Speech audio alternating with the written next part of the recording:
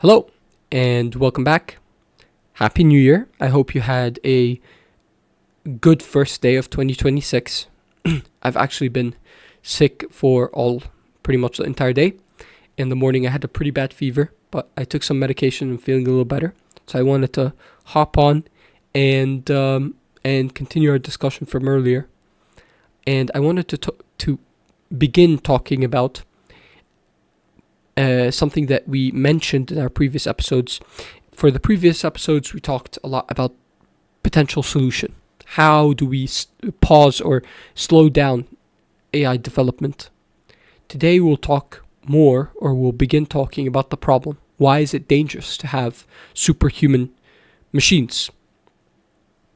So I will talk about one aspect of the problem today, and we'll expand on it later and talk about other aspects of the problem. But it's an aspect of the problem that I think will prepare the field, will put us in the right context, the right state of mind to approach this problem seriously. And I will introduce this facet of the problem by talking about a totally unrelated field. And I want to ask a question. In, I guess, international relations, why is the US worried about the rise of China? Why are American policymakers hedging against China's rise and trying to contain China and slow their rise? So I think ultimately it's because they recognize China's latent potential as a nation. China is a massive country. Has 4 times the population of the United States, and it's rapidly growing economically. And it's just simple math to realize that if China catches up to the US economically, then their economy would be 4 times the size of the US economy. And countries with massive economies can build massive militaries, and so it's entirely possible that China's military can absolutely dwarf that of the US eventually. And if you have a country like China that has a massive military, that has a massive economy much larger than the US, then ultimately they would pursue their interests and be able to achieve their interests even at the expense of the US. And so that worries the US today because they are projecting China's growth into the future and seeing the mismatch that will occur eventually if China catches up. So I think that exactly the same thing can be talked about in the context of artificial intelligence. When we compare, and these comparisons are always clumsy, but let's maybe to illustrate this, talk about some of the comparisons between the human brain and a computer. Computers, as the name implies, are optimized, built by humans specifically to compute efficiently and quickly. Computers are made out of silicon, because silicon is an effective and plentiful semiconductor on Earth. It's a material that can be a conductor, let electricity through, or an insulator to block electricity. So it allows for transistors, it allows for these switches, which is the basis of computation, are built of silicon and copper, because copper is very conductive and it allows electricity to move around quickly. So you have a bunch of silicon transistors that are flipping extremely quickly, are very small in size, can be just a few nanometers in size, and tons of them. And they're connected by copper channels that allow for rapid signal transmission from different parts of the computer to other parts of the computer. So you have a device that really is optimized for computation. Compare that to the human brain. The human brain, in a way, evolution just worked with what it had. It didn't go out in search of the optimal computational technique or optimal computational machine. It was just useful for organisms to have a computational module, and so you got a pressure to develop this essentially the brain to pursue more and more complex tasks. So you got this natural process. So already that fact is, you can kind of compare it to like birds and aircraft. So airplanes, they can do things that birds simply cannot do at all. And it's because, we can build planes optimized for flight. And so we can dig and get the metals that we need, and we can get jet fuel, and we can create and optimize this huge machine that is optimized for flight and can go at speeds and heights that birds can never achieve, can never reach. And it's because evolution was growing within a restricted context, whereas humans could go out and dig deep in the earth and get exactly the materials that they need to optimize for flight, for what they want to achieve. So it's a similar situation. So let me tell you about a few of the interesting parameters here. So for example, signals in the brain. So actually, signals in the brain are associated with the speed of thought, actually. So you have certain signals in the brain can travel at different speeds. They're electrical and chemical. And they can travel at different speeds in the brain. There are certain neurons in the brain that are coated in these sheets that allow electricity to travel, that will allow, a signal to travel faster through those pathways.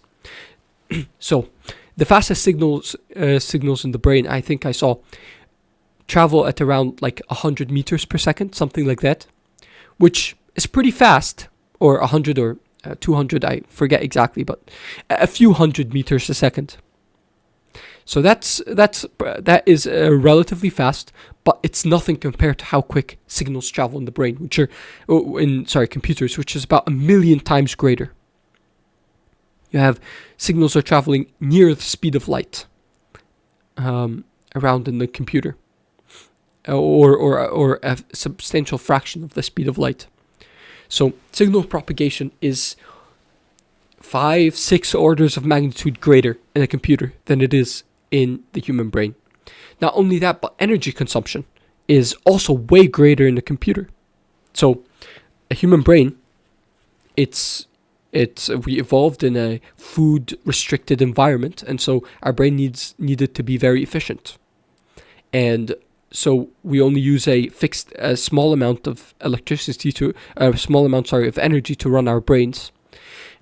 Computers, you can scale them up, and they can gobble up as much energy as you can give them, and you can use that to increase the computational power.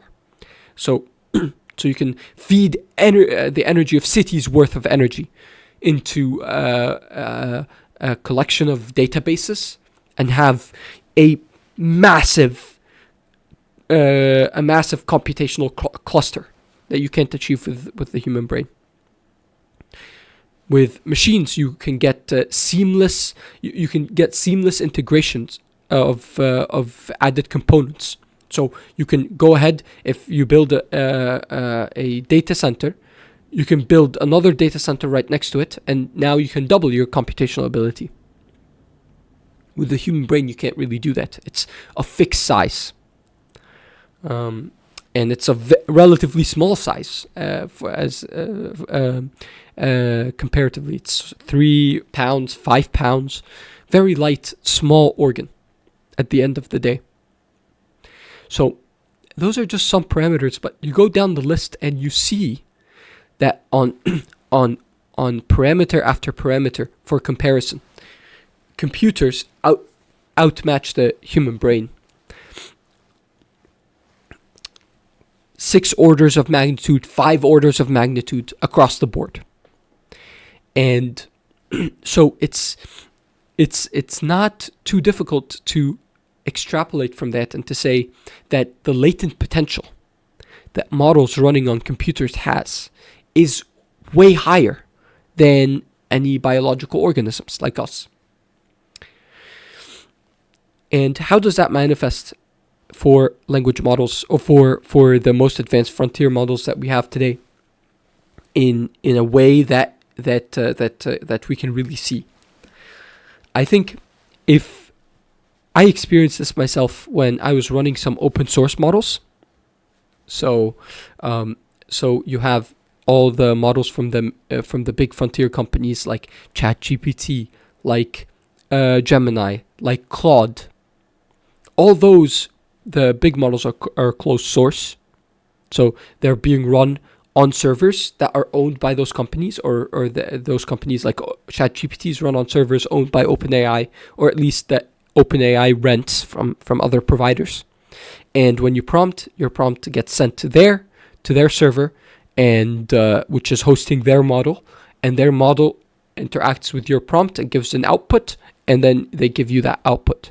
But you can get open source models, and you can get smaller versions of open source models and run them on your own hardware. And so that is what I have been doing, and what you get to this surreal experience where I have my own GPU. It's a 5090. It's a good GPU, but it's a consumer grade GPU. And you can run a model on there that's actually pretty decent. Now, these open source models, they're actually pretty good, all things considered. Even the ones of smaller size that you can run on a consumer grade GPU. And you can run them without any output length restrictions. So like if you're prompting ChatGPT, it will give you like a response. It won't go beyond a certain point. It won't give you like 10 pages of response to your prompt. It limits it to some degree. For these models, you can actually, there are ways to like increase that, to have a longer and longer responses. And then you get this surreal experience where you prompt a model and then it starts just producing just massive amounts of text. And you can just see it generating the text. And within a few minutes, it's generated like pages and pages of text. And you can have it run for an hour, 2 hours, and it's still generating text. So in a few hours, you can have a textbook worth of text generated by one of these models. Again, running on a consumer grade GPU. And what I've noticed over time, and what you would notice also, maybe interacting with the frontier models, like the closed models, but I noticed also with the open source models, is over time, the models have been improving. And whereas at first, a lot of times the responses would begin, and kind of like when they begin, at the beginning they make sense, but then they kind of drift off, they lose the plot a little bit, they dart around to different topics. But what I've been noticing more and more is that this is less the case now. Like, they're almost like, when you wear glasses and things come more into focus, it's almost like they can keep the plot for longer and keep going about the same idea or the same or related ideas, and almost like flush out the subject.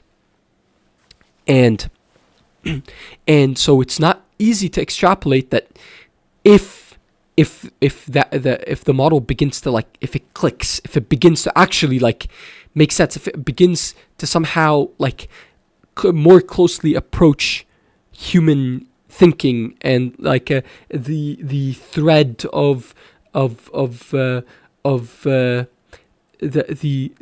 it like retains that like intuitive thread of an argument for longer and longer, that because of the abilities of this model to generate massive amounts of text very quickly, that very quickly it would dwarf anything that humans that we can do or even monitor, because like the amount of text that would be generated by this model would be more than I could ever check myself. It's generating text faster than I can read it. And again, that is on my consumer grade tiny GPU. Compare that to frontier models that are running in, you can have data centers that are these massive warehouses and with racks and racks upon racks full of the H100s, these really this industrial grade GPUs that dwarf whatever GPUs that I'm running on. And it's being supplied within a city worth of energy and tons of water for cooling. You get something like like the scale of this thing is just like so far beyond what humans can ever achieve or even control. It's more than one person. It's even, the scale of it is even greater than humanity as a whole. And if that thing in some sense wakes up, in some sense begins to reason and strategize and act in a goal-oriented way similar to humans, then by sheer fact of how quickly it can compute, how much more efficiently it can compute than humans can compute, it's just going to totally outmatch us. So finally, I'll just end with this one story or analogy that I've heard before that I think makes a lot of sense. That made sense to me. I saw this video once of a tiger cub playing with wiener dog. So the tiger cub was like very small and cute, and it was playing with the wiener dog, and they were roughly of the same size, and they were playing together and having a blast. Now, me as the viewer and you as the viewer, you know that this phase where the tiger cub is playing with the wiener dog is by its nature temporary. You know that in 2 weeks the tiger is going to double in size, and then they won't be able to play together very easily anymore. In 2 months, the tiger is going to be so much larger than the wiener dog that it would be dangerous for the wiener dog to play with the tiger. And it all has to do with latent potential. You know that the tiger is meant to be a certain size. The wiener dog won't grow anymore. The tiger cub will. In the same way, I think today you can see the mismatch that's coming. That for now you can get this interesting human AI interaction where like we're good at certain things that models aren't really good at, and models are really good at certain things that we aren't good at, and we're like roughly evenly matched. But if models do begin to match humans on a wider and wider variety of tasks, then you can imagine that very quickly, because of the mismatch in computational ability, that there would be a massive gulf between us and them in terms of their ability to move forward on their goals and objectives as opposed to us. So, anyways, I think I'll just stop here because my throat is still really hurting and my head is beginning to throb. So I will go ahead and stop here. But thank you very much for listening. I know that this doesn't yet explain the extent of the problem. I think, but it does put us in the right mindset that people don't really realize. You know, like when you look at ChatGPT, it seems like just another app on your phone. But what is powering the responses that you're getting from this app is like a beast. It's a model that was trained for 6 months on massive data centers on cities worth of electricity, and that is being run out of warehouses filled with industrial grade GPUs. It's something. It's more than it's more than it would appear to you. There's something there that is a lot scarier than the manifestation, how it appears to people, which is just like responses to your prompts. Anyways, I'll stop there because I can already feel myself that I'm sort of like not beginning to get a little incoherent. So that's pretty much it for me today. Thank you so much for listening. And I will try to maybe hop on tomorrow to also talk a little bit more and expand on this. But we'll see how I'm feeling tomorrow. But thank you very much, and I'll talk to you guys soon.